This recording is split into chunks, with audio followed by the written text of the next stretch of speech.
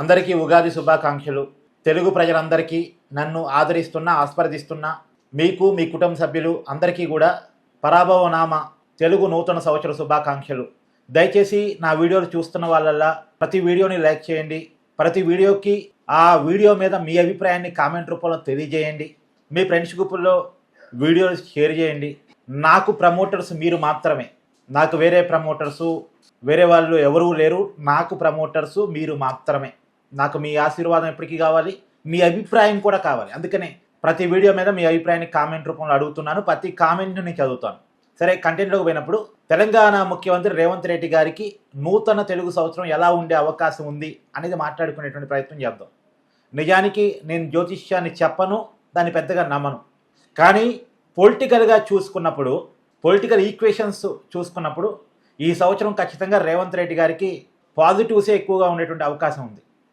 ఎందుకంటే ఈ సంవత్సరం ఎంపీటీసీ, జడ్పీటీసీ ఎన్నికలు ఉన్నాయి, జిహెచ్ఎంసీ ఎన్నికలు ఉన్నాయి. ఈ జిహెచ్ఎంసీ ఎన్నికలు చాలా కీలకం కాబోతున్నాయి. అలాగే వరంగల్, ఖమ్మం కార్పొరేషన్ ఎన్నికలు కూడా ఉన్నాయి. సో వీటిలో మేజర్గా విజయాలు ఖచ్చితంగా కాంగ్రెస్కి దక్కే అవకాశం ఉంది. ఒక జిహెచ్ఎంసీ ఎన్నికలు మాత్రం అంటే 3 భాగాలుగా చేశారు కదా జిహెచ్ఎంసీని. కోర్ జిహెచ్ఎంసీ కావచ్చు, మల్కాజిగిరి కావచ్చు. కాకపోతే కొంత జిహెచ్ఎంసీ ఎన్నికల విషయంలో రేవంత్ రెడ్డి గారు శ్రమించాల్సి వచ్చింది. అనుకున్నంత ఫలితాలు అంటే టార్గెట్ పెట్టుకున్నంత ఫలితాలు రీచ్ కాకపోవచ్చు. కాకపోతే ఎంపీడీసీ, జడ్పీటీసీ ఎన్నికల్లో ఇబ్బంది ఉండదు. అలాగే ఖమ్మం, వరంగల్ కార్పొరేషన్ విషయంలో ఇబ్బంది ఉండదు. ఒక్క జిహెచ్ఎంసీ పరిధిలో జరుగుతున్నటువంటి ఈ 3 కార్పొరేషన్లకు మాత్రం కొంత ఇబ్బందిని అయితే ఫేస్ చేయాల్సి వచ్చింది. కోర్ జిహెచ్ఎంసీ కావచ్చు, తర్వాత మల్కాజిగిరి కావచ్చు, సైబరాబాదు, ఈ 3 చోట్ల కూడా కొంత శ్రమించాల్సి వచ్చింది. శ్రమించినా సరే అనుకున్నంత టార్గెట్ని రీచ్ కాకపోవచ్చు. సరే, ఓవరాల్గా ఈ సంవత్సరం అయితే రేవంత్ రెడ్డి గారికి ఏం తిరిగి ఉండదు. ఎందుకంటే రేవంత్ రెడ్డి గారి సీట్ని కదిలించేటువంటి పరిస్థితి అయితే ఈ సంవత్సరం ఉండే అవకాశం లేదు కదా ఎట్టాగు. కాబట్టి రేవంత్ రెడ్డి గారికి ఒక మంచి కాకపోతే ఏంటంటే ఆయన మీద వ్యతిరేకత పెరుగుతూ ఉంది. ఒకప్పుడు తీవ్రమైన వ్యతిరేకత ఉంది. ఆ వ్యతిరేకతను రేవంత్ రెడ్డి గారు నిజంగా తగ్గించుకోగలిగారు. కానీ ఇప్పటికీ ఆయన మీద వ్యతిరేకత ఉంది. మళ్ళీ అది కొద్దిగా పెరుగుతూ పోతూ ఉంది. సమయానికి రైతు భరోసా ఇవ్వకపోవటం రేవంత్ రెడ్డికి ఒక పెద్ద మైనస్ అని చెప్పాలి. ఖమ్మం వెలుగుమట్ల ఇష్యూ అదొక మైనస్ ఈ ప్రభుత్వానికి పెద్ద ఎత్తున ఎదురైందని చెప్పాలి. అంటే ఒక బ్యాడ్ ఇమేజ్ రేవంత్ రెడ్డి మీద ప్రొజెక్ట్ అవుతూ ఉంది. రేవంత్ రెడ్డి అధికారంలోకి వచ్చిన తర్వాత కూల్చివేతలు ఎక్కువయ్యాయి, అభివృద్ధి లేదు అనేటువంటిది ఆయన మీద పడుతున్నటువంటి నింద. ఆ నిందను మాత్రం ఆయన ఈ సంవత్సరం కూడా మోయాల్సి వచ్చింది. నో డౌట్ ఈ సంవత్సరం కూడా ఆ నిందను మోయాల్సి వచ్చింది. ఆ నింద వల్లే జిహెచ్ఎంసీలో రేవంత్ రెడ్డి గారు ఎక్కువ శ్రమించాల్సి వచ్చింది. ఎక్కువ శ్రమించినా సరే అనుకున్న టార్గెట్స్ రీచ్ కావడంలో ఇబ్బంది పడతారు. కారణం ఈ నిందే. రేవంత్ రెడ్డి వచ్చిన తర్వాత అభివృద్ధి లేదు, రేవంత్ రెడ్డి వచ్చిన తర్వాత ఉద్యోగాలు లేదు, రేవంత్ రెడ్డి వచ్చిన తర్వాత పరిశ్రమలు రావట్లేదు, రేవంత్ రెడ్డికి పరిపాలనలో అనుభవం లేకపోవడం ఫలితంగా వైఫల్యం కనపడతా ఉంది. ఇది మాత్రం ఈ నిందని రేవంత్ రెడ్డి గారు ఈ సంవత్సరం ఖచ్చితంగా మోయాల్సిన పరిస్థితి వస్తుంది.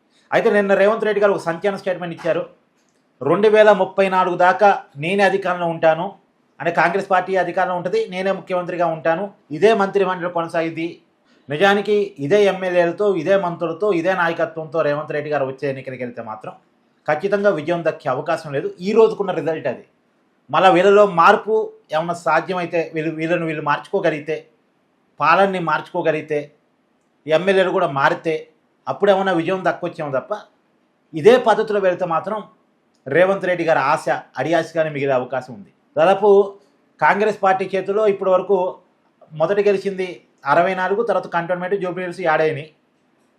సిపిఐ, కొత్తగూడెంతో కలిపితే 67 స్థానాలు ఉన్నాయి.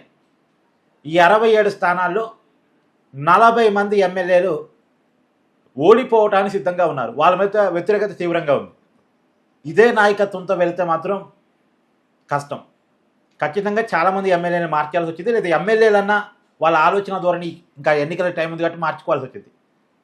ముఖ్యమంత్రి గారు తన పరిపాలనలో తన వ్యతిరేకతను అధిగమించడానికి తనలో తాను మారాల్సిన అవసరం ఎంత ఉందో ఎమ్మెల్యేలు కూడా మారాల్సిన అవసరం అంతకన్నా ఎక్కువ ఉంది.